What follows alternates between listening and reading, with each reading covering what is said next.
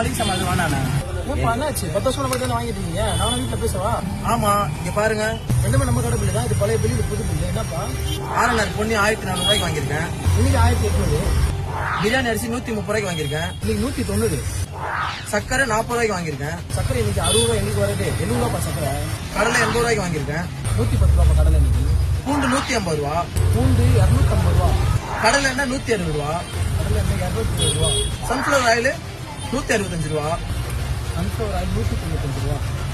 நம்ம உதய அண்ணாவும் நம்ம உதய அண்ணா தம்பியும் என்ன சொல்கிறாங்கன்னு பார்த்தீங்கன்னா, ஏப்ரல் மாதம் அப்புறம் டிவிகே ஆட்சிக்கு வந்த 3 மாதத்தில் வந்து போன பீரியட்லேயும் இந்த பீரியட்லேயும் கிராசரிஸ் கம்பேர் பண்ணால் பயங்கரமாக ரேட் ஏறி இருக்குது அப்படின்ற மாதிரி சொல்கிறாங்க. எல்லாத்துலேயும் 50 ரூபா, 100 ரூபா, 30 ரூபா, 40 ரூபா அப்படி இப்படின்னு சொல்லி எல்லாத்துலேயும் வந்து ரேட் அதிகமாக ஏறி இருக்குது இந்த ஆட்சியில் அப்படின்ற மாதிரி சொல்லி நம்ம உதய அண்ணாவும் சட்டசபையில் சொன்னார்.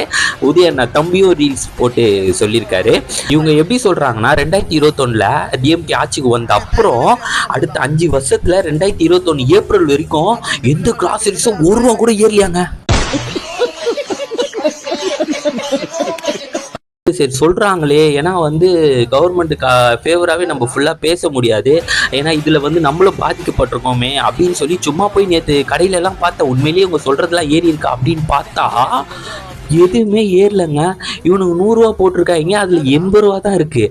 120 ரூபா 200 ரூபான்னு போட்டிருக்காங்க, வெறும் 120 ரூபா தான் இருக்குது. இன்னொன்று ஒரு பொருள் எதோ 150 ரூபான்னு போட்டுருந்தானுங்க, 90 ரூபா தான் இருக்குது. எல்லாமே வந்து மாற்றி மாற்றி மாற்றி சொல்கிறானுங்க. ஒரு ஃபோட்டோ வச்சுருந்தாங்களே, இந்த டிஎம்கேயில் இருக்கும்போது இந்த ரேட்டு, டிவிகேயில் இருக்கும்போது இந்த ரேட்டு. ஸோ இந்த டிஎம்கேயில் இருந்த ரேட்டோட இப்போ இருக்கிற விலைவாசி கம்மியாக தான் இருக்குது. இந்த டேட்டாவை எடுத்தாங்கன்னு தெரியல, சும்மா அந்த எக்ஸல்ல போட்டு பிவோட்டை போட்டு ரேட்டை போட்டு எடுத்து அமுச்சு விட்டுருக்காங்கன்னு நினைக்கிறேன்.